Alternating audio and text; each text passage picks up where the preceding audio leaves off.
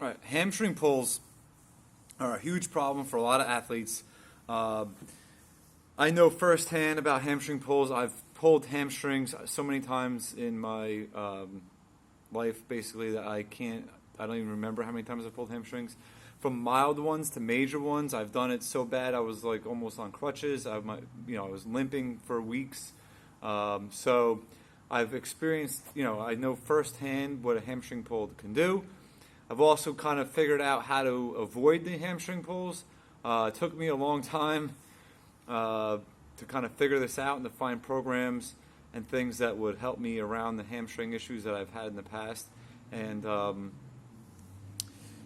so I wanted to make this video. I'm probably going to do this in two parts. One's going to be more the strengthening or the exercise portion of it, and the other will be more of the flexibility, range of motion part of it. So it is multifaceted in that you do have to have ample flexibility in your hamstrings.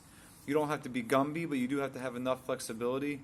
You also have to be strong in your hamstrings. And the hamstrings are a little tricky because I'm going to move this over here so I can show. But the hamstrings can be a little tricky because they have a dual role. So the hamstrings attach at both. Sorry, the truck went by. The hamstrings are going to attach at both the hip and the knee. They're going to cross the hip and the knee. So they have a dual purpose. And so when you're running, a lot of hamstring pulls come from the actual eccentric part of the eccentric lengthening of the hamstring. So the hamstring flexes the knee, so it does this motion, like a leg curl motion. And you want to be strong there, but also, what a hamstring also does is it helps to extend the hip, right? So they're hip extensors. So when you jump and your hips come through, it's like hamstrings work with your lower back and your glutes to do hip extension, right? So when you run and your leg comes back to the ground, the hamstring's actually working eccentrically to slow the leg down or to pull it down towards the ground, and then it curls up in the back. So the hamstrings, most hamstring injuries come on the eccentric phase or the lowering of the leg of the swing leg when you're sprinting. So that's where most of the injuries come from when you're sprinting.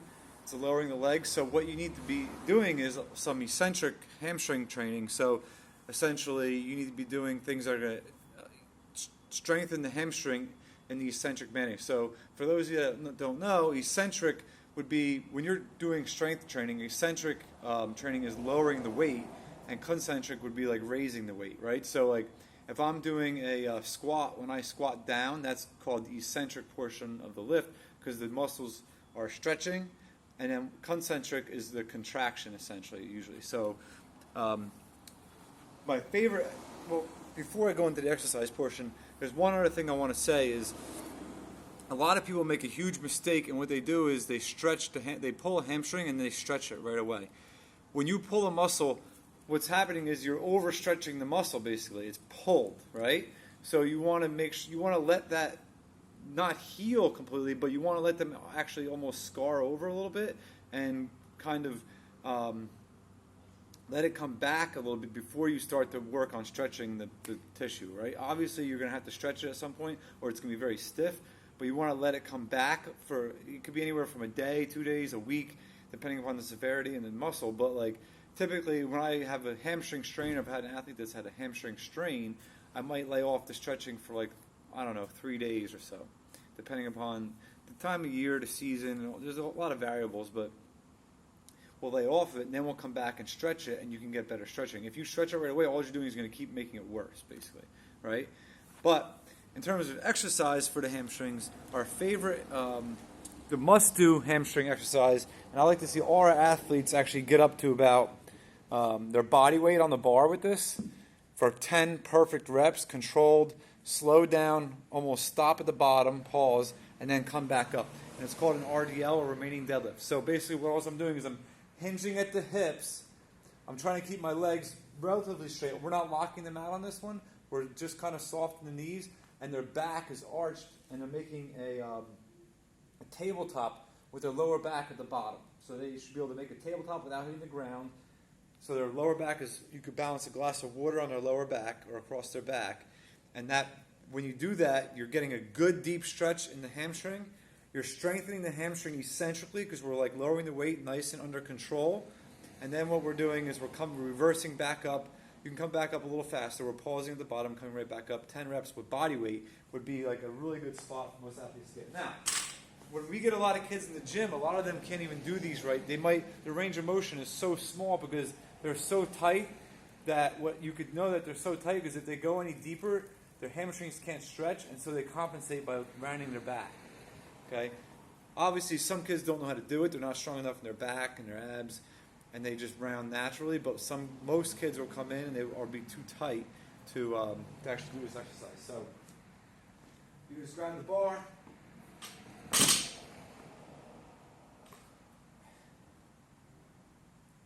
And I'm just going to hinge the hips. Pause, reverse back up.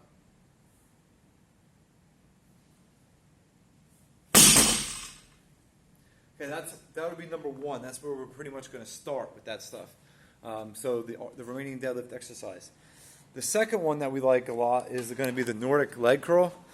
And if you follow us on like Instagram and stuff, you probably see a lot of our guys doing videos with this stuff. But we're going to lower ourselves here.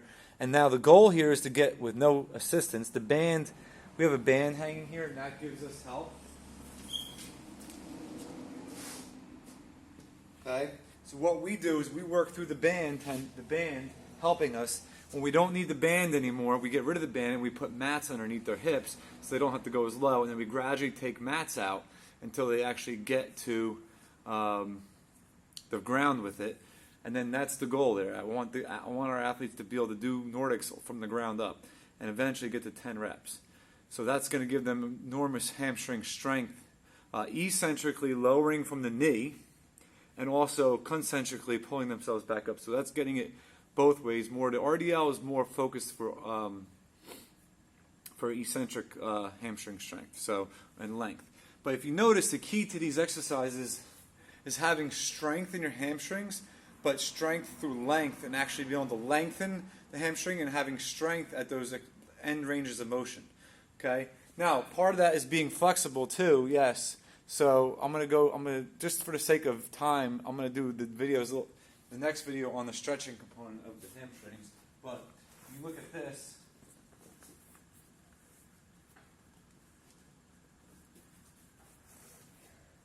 so we hook in, the higher we grab the band, the more assistance we're getting, because the band is actually stretching more. Okay, the lower I put on the band, it's going to make it a lot easier.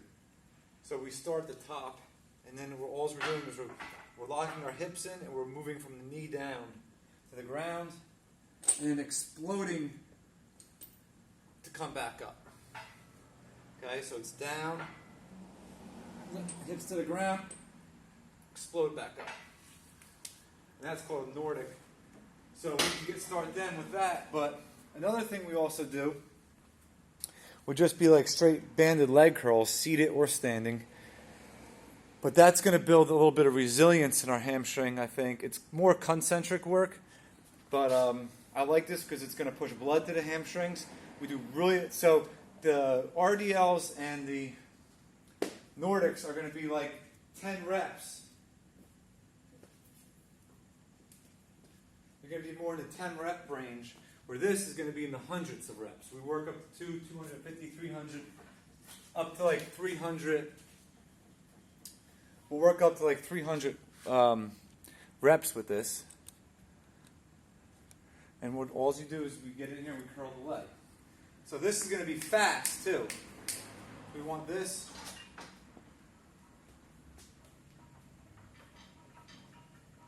And when we get tired, we burn out, we just switch to the other leg. We might do 50 and 50 and keep switching like that until we get to 200 to 300, 200 to 300 reps on that. And that's going to build build strength in like the tendons, the ligaments, all that high reps. We're going to push blood into it. And that's going to be like one of our foundational exercises more so.